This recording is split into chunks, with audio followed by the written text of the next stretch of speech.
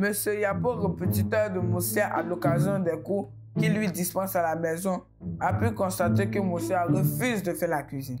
Inquiet, il l'a traduit devant la cour. Nous sommes donc réunis pour apporter une solution à ce problème.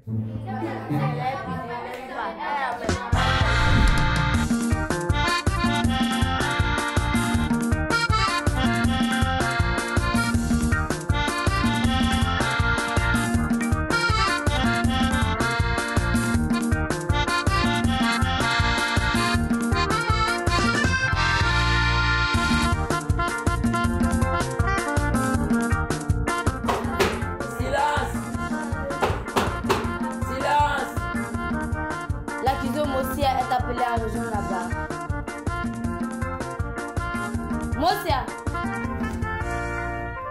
Votre honneur, notre accusé est en pleine vie.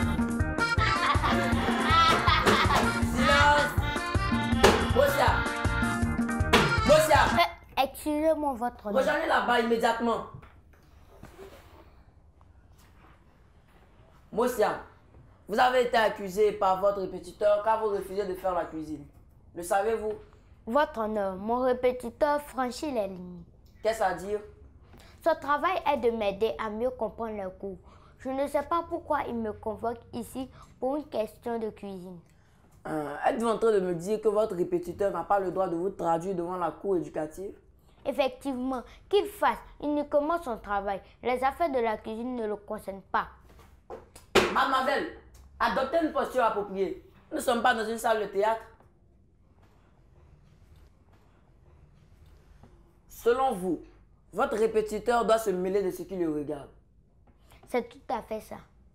Mademoiselle Moussia, savez-vous que M. Yapo, votre répétiteur, fait partie des personnes chargées de votre éducation? Bien sûr que oui, il est chargé de m'aider à avoir de bonnes notes à l'école. Et pas que ça, mademoiselle. Tout comme vos parents et vos enseignants à l'école, il a la mission de vous éduquer. Votre honneur, moi je ne suis pas d'accord. Dans la vie, chacun doit rester à sa place. Bon, Maître Maï, vous avez la parole. Merci, votre honneur. Moussia, pourquoi refusez-vous de faire la cuisine? Mais j'ai trop de choses à faire. Pouvez-vous citer quelques-unes de vos occupations? Quand je rentre de l'école, j'ai toujours beaucoup d'exercices à faire, surtout en mathématiques. Et les maths ne sont pas faciles. Elles exigent beaucoup de temps et de concentration. En plus du travail que je fais toute seule, je dois encore travailler avec M. Yapo, mon répétiteur. Et à quel moment vous demande-t-on de faire la cuisine? Précisément, quand je dois faire mes exercices et apprendre mes leçons, maître. En plus de tout cela, je suis encore une enfant. Ce n'est pas à moi de faire la cuisine. Les enfants étudient, les adultes cuisinent. Silence! Maître, poursuivez. Et qu'arrivera-t-il si on vous force à faire la cuisine? Je ne vais plus étudier convenablement et cela risque d'affecter mon rendement scolaire. Votre honneur, ma cliente n'est rien d'autre qu'une enfant consciente qui souhaite avoir de bons résultats scolaires. Elle utilise donc toute son énergie et son temps pour étudier. On ne peut naturellement pas condamner une enfant dont le seul but est de réussir à l'école. J'ai terminé.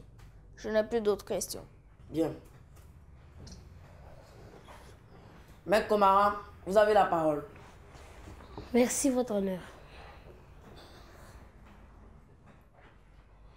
Miss Moussia, à la maison, participez-vous aux tâches ménagères? Maître, les enfants doivent aller à l'école et étudier. Ils ne doivent pas faire des travaux destinés aux adultes.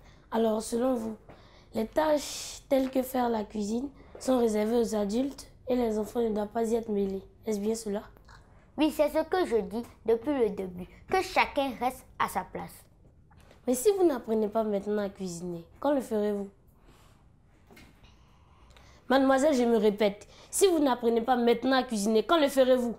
Maître, je vais apprendre quand j'aurai le temps. Pour l'instant, je dois me concentrer sur mes études. Silence! Votre honneur, j'en ai fini avec l'accusé. J'aimerais interroger le plaignant afin d'entendre sa version des faits. Bien. Mademoiselle Mosia, veuillez regagner votre siège. Faites venir Monsieur Yapo. Monsieur Yapo est appelé à rejoindre la barre.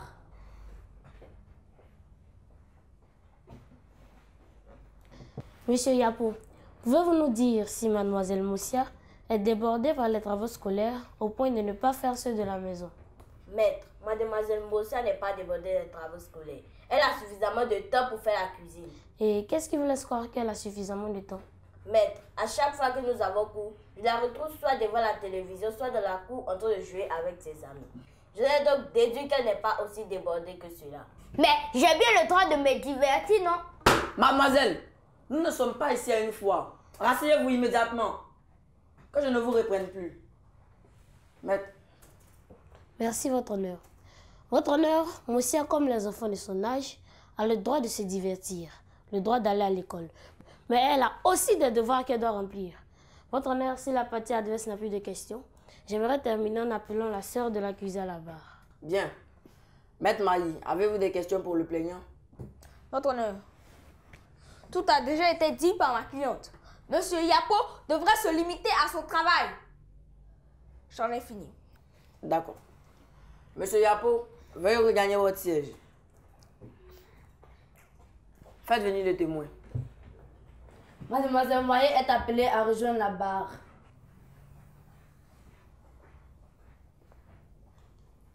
Mademoiselle Moyer, allez-vous à l'école? Oui, maître, tous les jours. Revenez-vous toujours de l'école avec des exercices? Oui, maître. Faites-vous la cuisine? Si oui, à quel moment? Oui, maître, je fais la cuisine, généralement les week-ends. Votre Honneur, je n'ai plus d'autres questions à poser.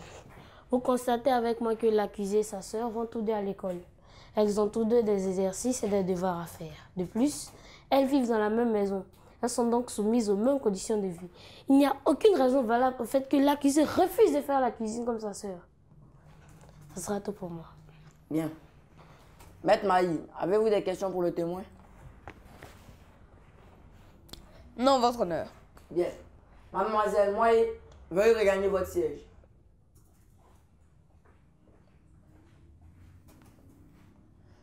La séance est suspendue pour les délibérations.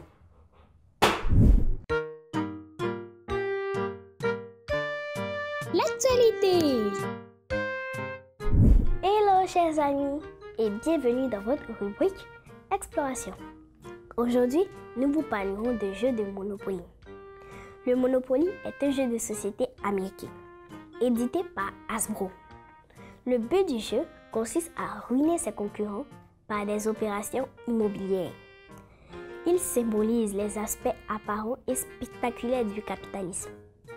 Les fortunes se faisant en se défaisant au fil des coups de dés. Ce jeu de société est mondialement connu. Il en existe de multiples versions. Le jeu se déroule en tour par tour, avec 2 dés ordinaires à 6 faces.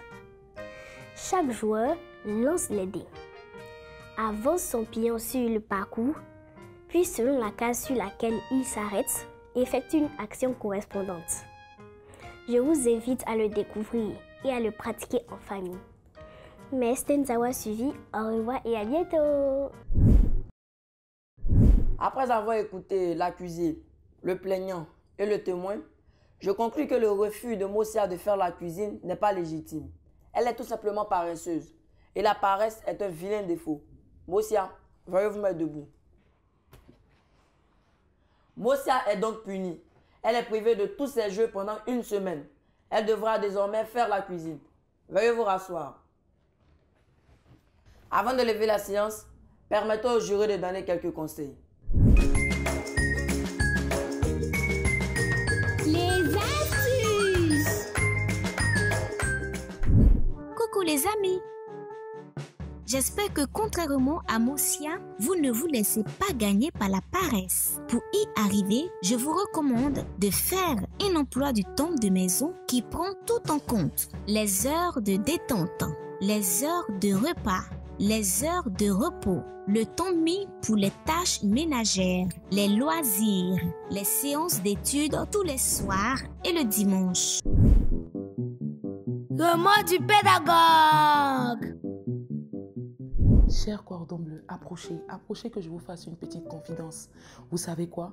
Si Mosia n'aime pas faire la cuisine, c'est parce que Mosia ignore que cuisiner, c'est voyager, c'est découvrir. Cuisiner, c'est être généreux, c'est partager. Vous donnez un plat à quelqu'un qui, après avoir dégusté, sourit en vous disant merci. Cuisiner, c'est aussi se faire plaisir. Imaginez un peu, fermez un peu les yeux. Imaginez ce voyage en pays bété avec la sauce graine, chez les Baoulés avec le guaguassou national. Et sur le littoral chez nous, là, avec le bon foufou et le bon poisson frais. Maintenant, sortons un peu de la Côte d'Ivoire. Allons un peu en Espagne avec la paella. Mes enfants, c'est tellement bon de partager. Chers parents, je m'adresse à vous maintenant. Je vais vous donner un conseil de routine à installer avec vos enfants. Et je ne parle pas seulement de vos filles. Je parle aussi de vos petits garçons parce que c'est très important. Vous pouvez leur apprendre à cuisiner, à aimer ce voyage, cette découverte, en leur faisant choisir simplement un pays. Et sur Internet, vous choisissez un plat de ce pays à découvrir ensemble. Vous vous lancez le défi de le faire ensemble. Et de temps en temps, vous pouvez acheter des ingrédients en fonction du choix de votre enfant et lui permettre de cuisiner tout seul. Mais attention, quand c'est raté, on ne se moque pas. On déguste, on dit merci pour le partage et on lui fait confiance en lui disant que la prochaine fois sera la meilleure. Alors la cour éducative vous invite maintenant à attacher vos ceintures parce que nous décollons au pays des saveurs. Et je vous dis à bientôt autour d'un plat cuisiné par votre enfant. Pourquoi pas? Éducation civique et morale. Morsure de serpent. Précaution à prendre. En cas de morsure de serpent, il faut adopter certains comportements tels que calmer le patient, allonger la victime, la mettre au repos, ne pas poser de garrot, ne pas aspirer le venin avec la bouche, nettoyer la plaie avec du savon puis un antiseptique, eau oxygénée, bétadine, daquin. Évacuer la victime dans le centre de santé le plus proche. J'espère que vous avez bien noté nos conseils. Tâchez de bien vous comporter. Sinon, vous viendrez au banc des accusés dans cette cour qui est loin d'être une cour de récré. La séance est levée.